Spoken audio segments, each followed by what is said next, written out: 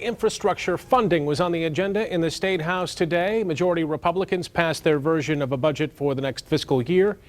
But as 24-Hour News 8's political reporter Rick Alvin tells us, the process is far from over. Rick? Brian, the budget process has been much different in the last couple of years, not just the speed with which the spending plans are dealt with, but the manner.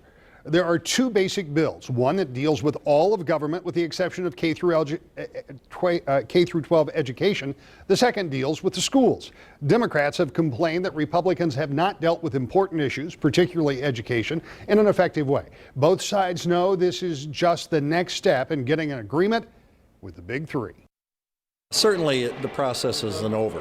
We know that the Senate's got their own version, the governor has his own version, and the next step is trying to get the three legs of the stool together to say what do we agree on? How do we get this the compromise in place that puts forth one budget? I think that the budget had a lot of potential as the governor presented, particularly the non-education portion of the budget. But without including Medicaid expansion in this, it's going to force us to leave hundreds of thousands of people without insurance who could benefit from it. And it's actually leaving money on the table. We're actually going to have to make deeper cuts in the budget because we're not accepting those federal dollars, which I just think is a big mistake. And I'm hopeful that throughout the process we can get there. But right now I think the budget is not something worthy of support.